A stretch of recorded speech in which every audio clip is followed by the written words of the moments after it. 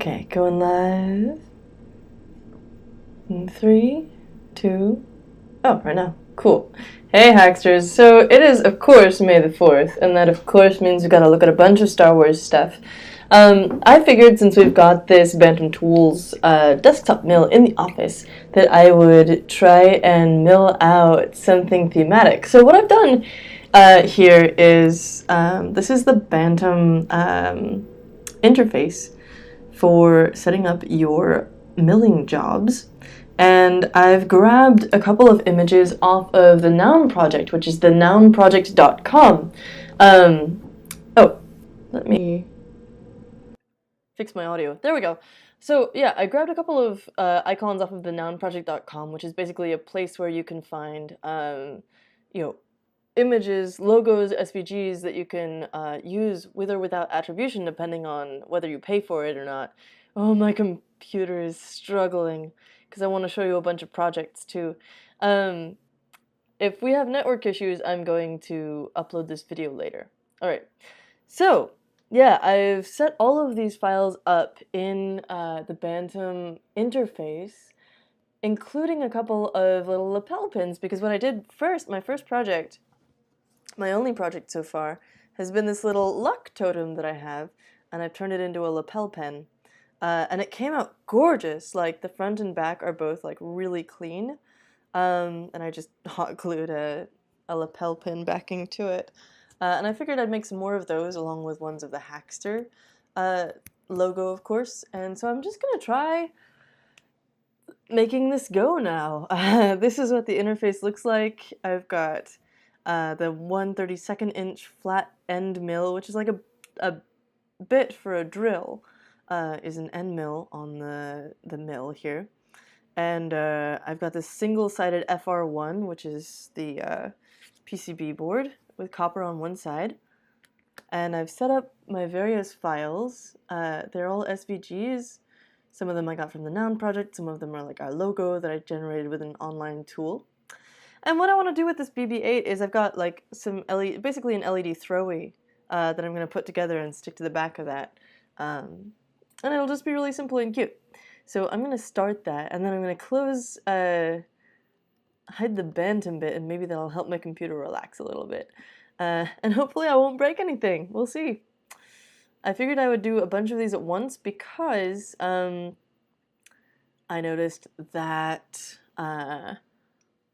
previously I did the luck die. In order to get it out of there, I had to pull the whole thing off of the bottom backing. And that was kind of a pain, so I figured I'd try and do like a bunch of stuff at once. So we'll see how it goes. I'm going to start the process, let you see how that looks, and then we're going to look at some projects and yeah, stuff like that. Cool. Oh yeah, this is going to take 2 hours to mill all this stuff. Okay. We'll see how putting the PCB in there. There's a lot to keep track of when we're doing video. Like, how stressful this is. Okay, so what I'm going to do is the step before that, where we add a bunch of heavy-duty tape to the back of this, and then we put it inside there, and then we run the mill, so that we can have it go. It's Friday. Oh boy. So I basically want to cover as much of the back of this PCB substrate as possible with the tape. And it is really heavy-duty tape, like, I put this on there yesterday, and it was a huge chore to get it off of the bottom sort of sacrificial material, the platform. And so I'm trying to not push it down as hard this time, but you still do want it to stay in place. And you want to cover the entire back of the PCB substrate because, you know, I've got a number of different pieces on here that are going to be milled out. And that means that I want to make sure that they don't, like, you know, if I didn't have all of the PCB secured, then I would run the danger of when I finish milling one piece, it could come loose and like damage all kinds of stuff. So we fastened down the entire thing. I can't believe I did that. I can totally believe I did that. Man. Such is life. And what I'd like to do next, actually, is create a double-sided PCB and or one that has the actual circuit built in, because that's really cool. But at the same time, it takes a lot longer to set up. They have a cool demo project that involves milling out a Bantam Tools branded badge. And it's a beautiful design, but I also don't really want to use the amount of PCB material that I have on a large badge that, although looking really awesome, I can't really use for anything in the future. And so I figured I'd go with this. I think I'm still blushing. It's so embarrassing. Oh boy. Okay, so I've got all this tape on here, and I didn't quite spread it out properly, but that's something that I guess I will learn with practice, how to distribute it well. And also I learned after the first one here to leave the tabs on. Okay. There we go. That's way easier. So satisfying. Okay, so now I have to hit the loading button in the machine. And we'll hopefully come back to a spot where things are good. Okay. Gonna move this camera. Whoop.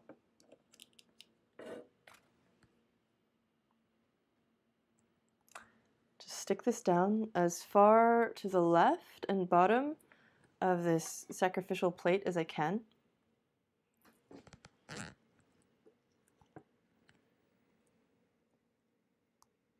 Trying to keep it really straight along the edge. I do have stuff fairly close to the edge of the substrate. I'm kind of wondering whether it will go over or not, but you know, there's some repetition in the different things that I'm putting on there, and so if something goes wrong with one of them, I don't really mind.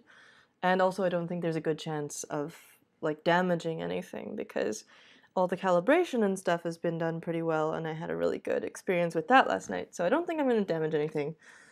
You know, and I think things are pretty well spaced, but this is also definitely experimentation. We'll see.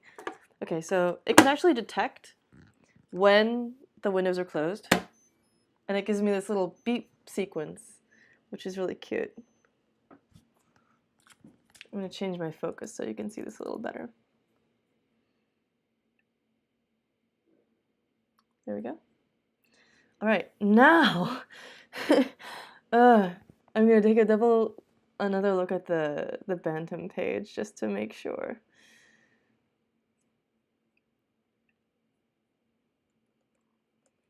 Yeah, this seems like, okay, I've done all those things. Okay, okay. Not. There were a couple of steps before this where I inserted the tool and told it which one I'm using, which is the 1/32 inch, and you know, you can insert it at different depths, so it needs to know exactly where its limits are, and it's already done that. Anything else that I've done? It's got a white plastic disc on it. Someone asked about that yesterday. That is called a bit fan, so it's basically a little fan that you mount on the bit, and it blows away debris, which helps with the longevity of both the end mill and, you know, all the little bits. And it helps your job come out a little bit cleaner too. Yeah, okay. I'm nervous again, but hopefully that was like the requisite mess up, and we're gonna be good now. Oh boy. Start milling, question mark. And so some parts of this are going to require different sizes of end mills, and it's going to pause when that's necessary to change them. Oh my gosh, it's going!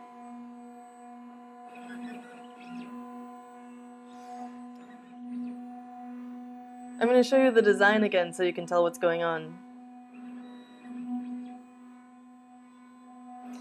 It's putting little dots in all the corners, I think so that it doesn't have to move very fast when it's changing direction. I could be wrong on that, totally. It could also be a precision thing.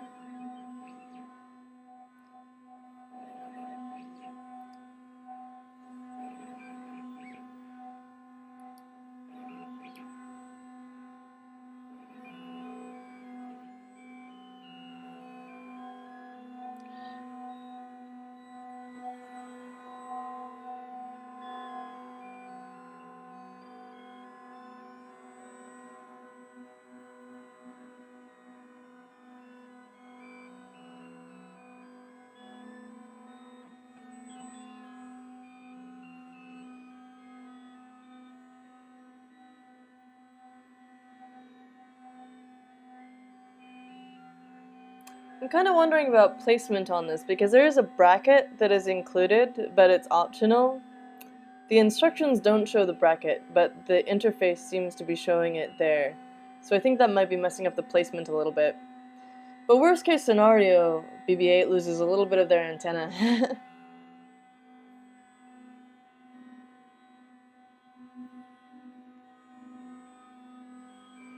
So let's leave that there for a bit. And take a look at some previous Star Wars projects.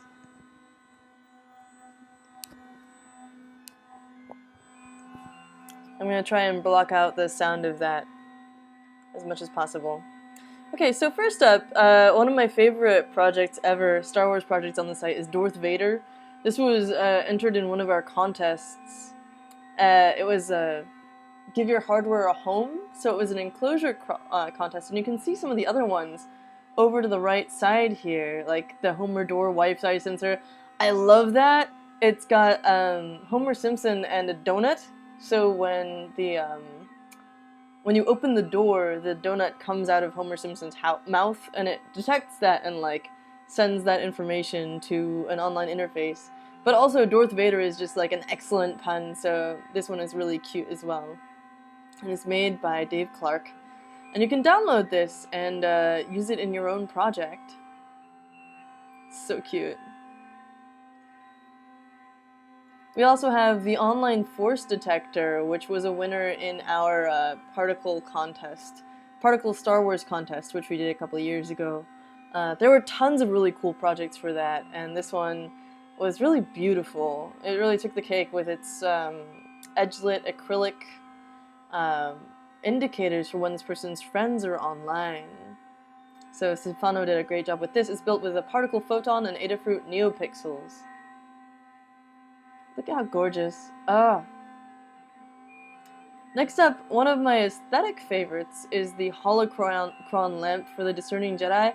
I gotta admit, I don't actually know what the holocron is, but they made it look awesome. It's this like sort of levitating lamp thing, and I think it actually uses a motor to lift it up. But it's like motion sensitive. Super cool. Oh, this is another one by Dave Clark, of course.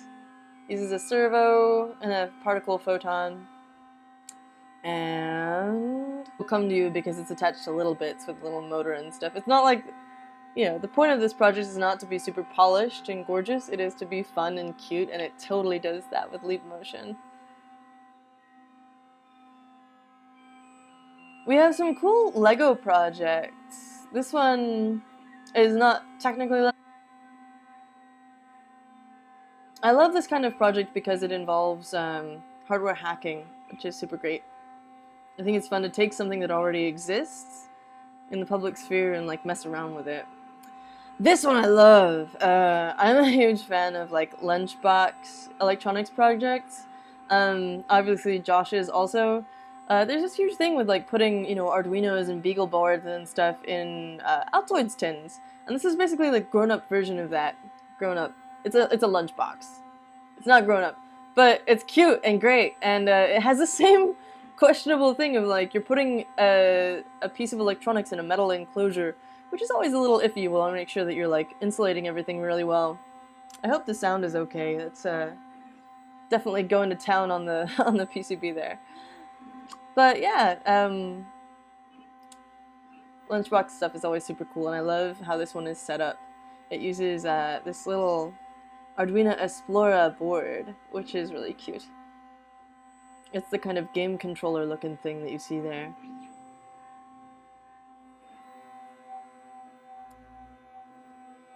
We've got a door blaster. This one is not yet complete, but the idea is basically that you have a particle photon, you have a light sensor on it, and when you blast it with light, then it is going to unlock the door. It's by our community member, Drew Alden. Whoop. In case you didn't know, I have admin privileges. One of the really cool ones, another one that actually, I think this took the top prize actually in our particle Star Wars contest, is the Star Wars droid translator helmets. This person created 2 separate voices, like droid voices, to translate words between one and the other, so you can send secret messages to the person wearing the other mask. You speak into it, it translates it into droid sounds, which it sends, like, puts out over a speaker. Meanwhile, your actual voice is transmitted secretly to the other helmet, so you can hear each other, but all anyone else hears is a little droid language, which is so cool. And it's not like an incredibly complex enclosure, but it just looks so great, and I love the concept of these. As well as the sort of thoroughness, the attention to detail that comes from actually building your own language for these. Plus, they tell about things that did not work as well. I always love this sort of like troubleshooting section. Lego with NeoPixels, you know, you gotta love this. I'm actually gonna be working on some Lego stuff myself. Super excited for that, but you know, we've got Death Star Lego hacks and stuff. Upgrading Legos with lights is always gonna be super cool in our book. The Death Star word clock also took a pretty high prize in one of our contests by Jordy Moores.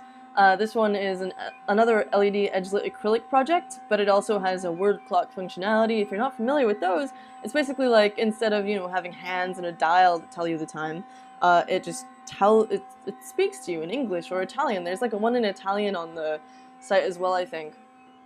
But this one is in English, so it says, it's 10 minutes to 6. And that will change, you know, based on whatever time it is. So you can see the sort of grid that they use to create all the different options, including ones like happy birthday and stuff like that, which is pretty cool. Whoa, dear. This one is by Kitty Young, one of our favorite makers of wearables, and she put lasers in her clothing, which has an obvious like Star Wars flair to it, but I also just really love lasers. And it looks super, like, weirdly sort of like a mashup of Star Wars and steampunk, I think. And you can see how she kind of like pipes the light through these fiber optics. Super cool. Enter the house like a Sith Lord! This one gives you your own custom soundtrack, the Imperial March, when you enter your house via particle photon again. Lots of particle and Star Wars hacks, partly because of the contest, partly just because like those are both really popular. And then finally, another Lego and photon project. Supposedly building your own autonomous droid. With servos and a photon and Legos. I love it. And you've got this little touchscreen interface as well. So check those out. You can just search Star Wars on Hackster and you'll be able to find a ton of these really cool projects. Let me see, is there a link to the contest as well? No, but if you go to the contests page at Hackster.io/contests, you'll be able to see not only the winners from this contest back in the day, but also all the current ones that we have open, and you can submit your own projects for those. Alright, I'm going to shut this one down, and we're going to take a look at the webcam and see how this is going. Yeah! So we do have a little bit of antenna cut off at the top there, and I think it's because it's expecting there to be this bracket, so everything is kind of shifted up. But in general, it looks really nice, and I think it's going to be just fine in the end. So I've had to tell it both the exact thickness of this PCB material and also the thickness of the tape itself that I'm using, because it's got such tight resolution that you can even mill, I keep saying this, but it blows my mind, you can even mill like flexible PCBs on this thing because you can get that good of resolution on it. So I'm going to stop tormenting you with the sound of this mill. I really like it, but it's kind of loud. And I'll be back later to show you the project. I'm going to put it up on Hackster, and hopefully we'll have a really cute little sort of BB-8 desk lamp. I set it up, actually. Let me show you this real quick. There's some extra material here, right? So I set it up so that in the top left corner, there's a piece that I think I can glue to the back of BB-8 and use as a little stand. and that'll make it so that it can sort of stand up on its own on the desk. And that'll be just disgustingly cute. Anyway, tune back in for that. Stay tuned. I hope you have an awesome May the 4th, and we will see you next week. Ciao.